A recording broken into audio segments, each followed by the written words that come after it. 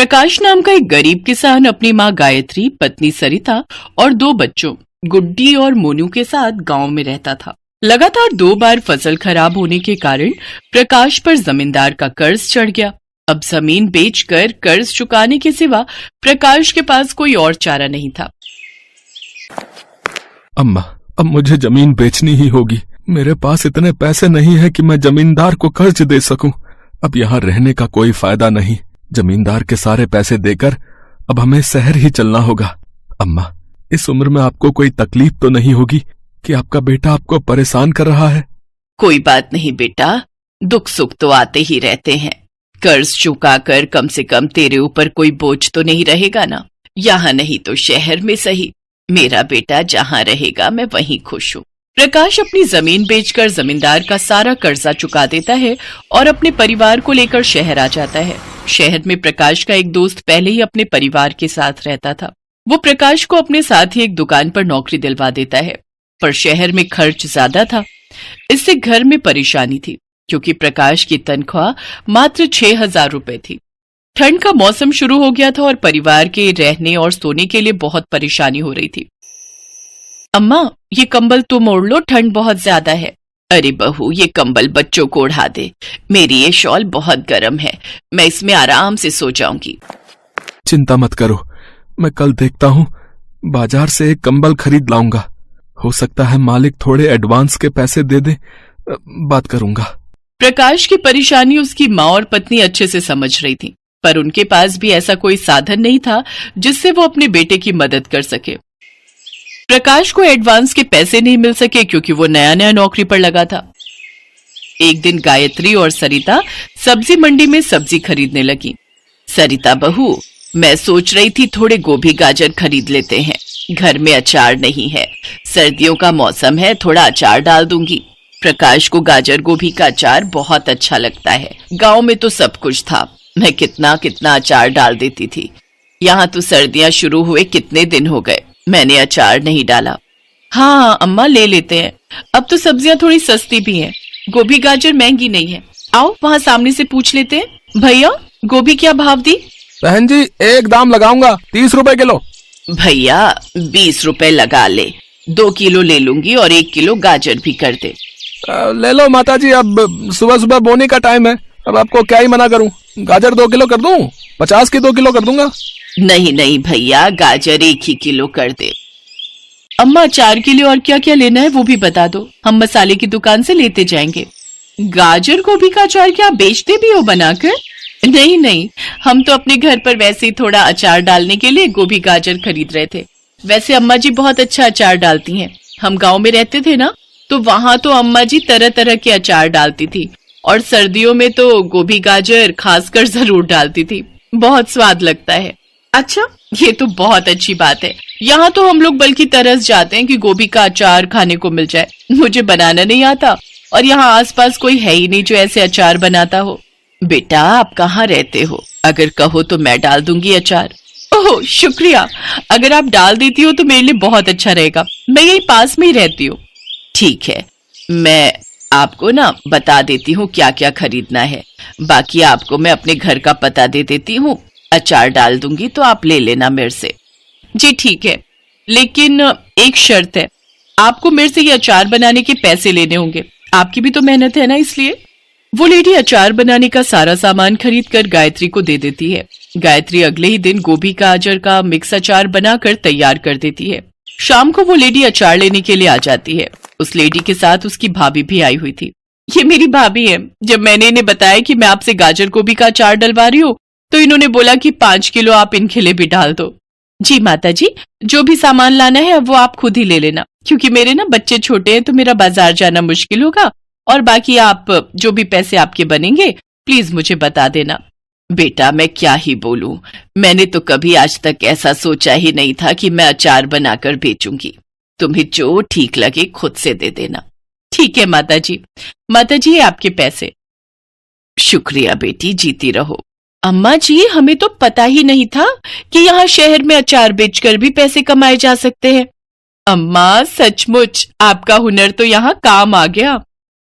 चलो अच्छा है बहू, घर में पैसे काम आएंगे, प्रकाश को भी सहारा मिलेगा। दादी, आपने बोला था कि आप मुझे जलेबी खिलाओगे, पर आपने आज भी नहीं खिलाई। और दादी, आपने मुझे बोला था कि आप मुझे गुलाब जामुन भी खिलाओगे। हाँ हाँ, बोला था तो जरूर खिलाऊंगी। चलो हलवाई की दुकान पर चलते हैं, मैं तुम दोनों को जलेबी और गुलाब जामुन खरीद कर दूंगी। अपनी दादी की बात सुनकर बच्चे बहुत खुश होते हैं। अब गायत्री के पास अचार के 3-4 ऑर्डर आ गए थे। गायत्री के साथ उसकी बहू सरिता भी उसके काम में मदद करती थी। अम्मा, आपके हाथों का गाजर गोभी का अचार मुझे तो क्या, सभी को पसंद आना था, क्योंकि आपके हाथों का अचार बहुत स्वादिष्ट होता है।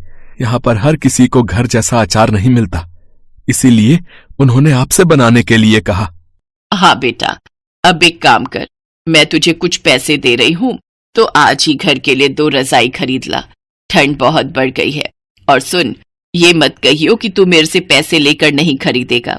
बेटा, घर में मिल बांट कर काम करने से काम आसान होते हैं, खर्च बढ़ जाते हैं तो एक अकेले पर बोझ नहीं रहता। ये ले, कुछ पैसे रख और आज ही कंबल खरीद ला। अपनी माँ के कहने पर प्रकाश वो पैसे रख लेता है और नए कंबल खरीद लाता है। धीरे धीरे गायत्री के हाथों का गाजर गोभी का अचार आसपास में फेमस हो गया और ज्यादा से ज्यादा लोग गायत्री के पास अचार बनवाने के लिए आने लगे। सरिता भी अपनी सास का पूरा साथ देती थी और दोनों सास बहू मिलकर अचार बनाकर तैयार करती। प्रकाश को भी बहुत सहारा मिल गया, क्योंकि अब गायत्री और सरिता भी घर खर्चों में मदद करने लगी, जिससे शहर में रहना उनके लिए आसान हो गया।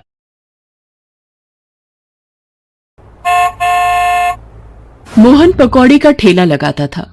उसके पास ग्राहकों की भीड़ लगी रहती थी, पर फिर भी उसके मन में लालच खत्म नहीं होता था। वो दूसरों की कमाई होती देख हमेशा जलता था और इसी फिराक में रहता था कि कोई भी बाजार में उसकी जगह ना ले। भैया, जरा आलू प्याज के पकौड़े देना। मुझे मिक्स पकौड़े 2 प्लेट बना देना। भैया, तुम तो पकौड़े ऐसे तोल रहे हो जैसे सोना बेच रहे हो।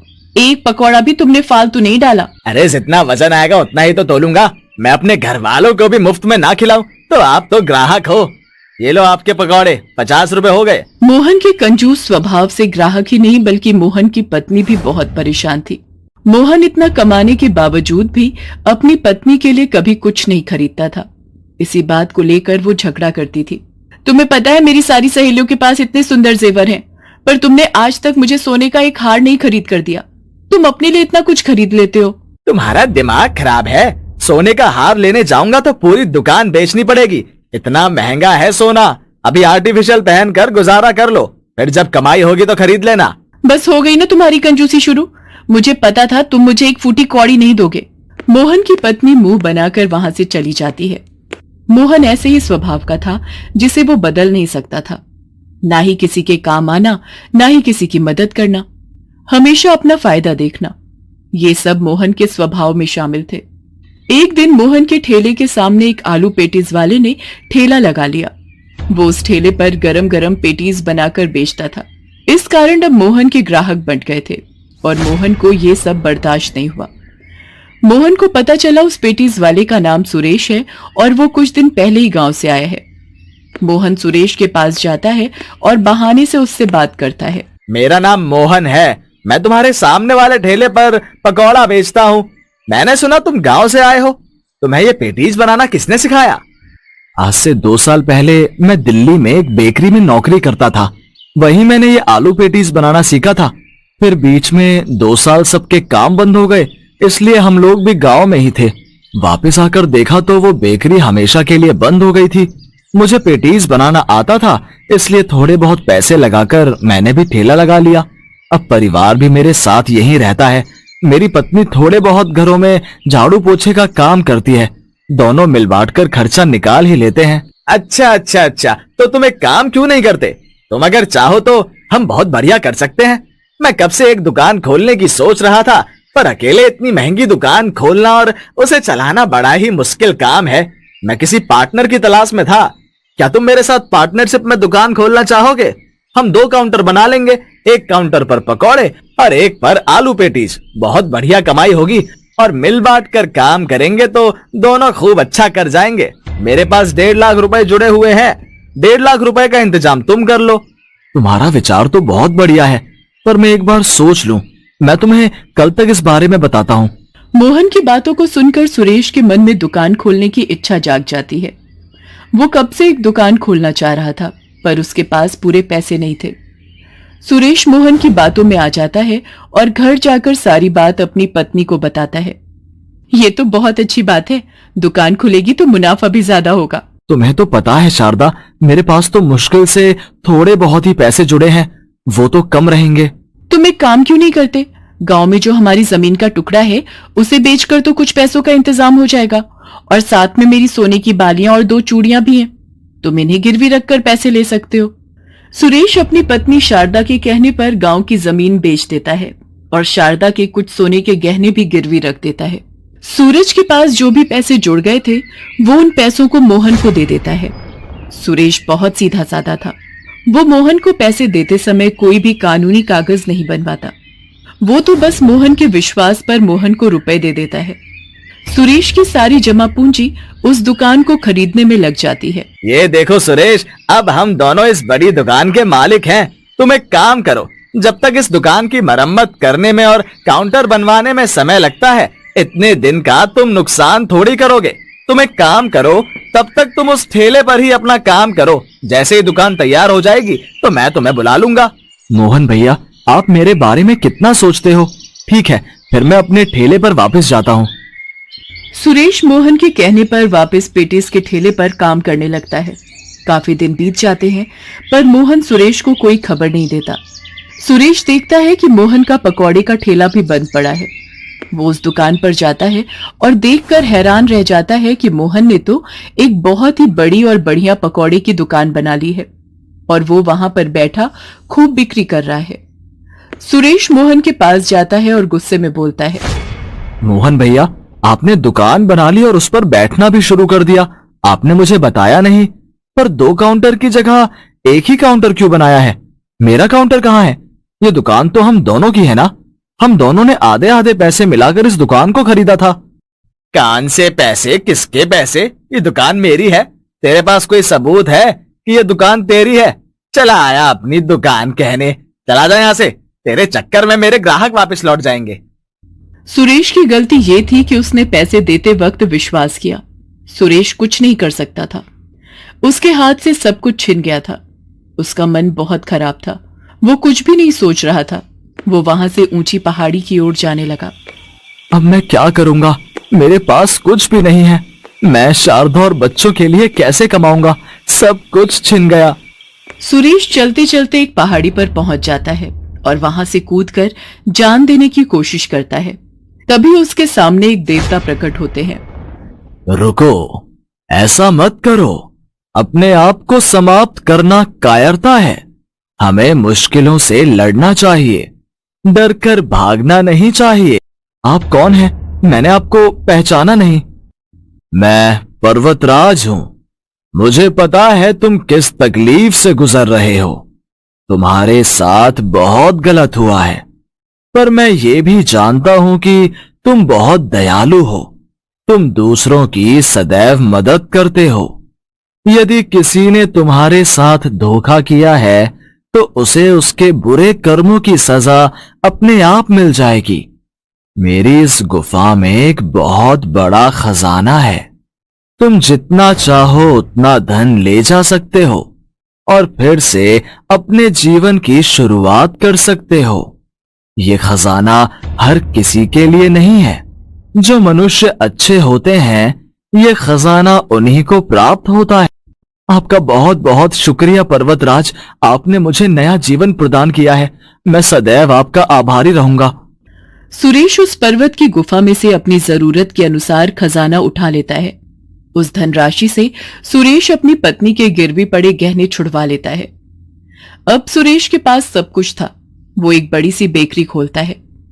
सुरेश आज भी गरीबों की हमेशा की तरह मदद करता था और खूब मेहनत करता था। उधर मोहन ने सुरेश के साथ गलत किया था, इसलिए उसे बेईमानी करने की सजा मिलती है। उसका सारा काम ठप हो जाता है और उसकी दुकान भी बिक जाती है और मोहन फिर से अपने ठेले पर वापस आ जाता है।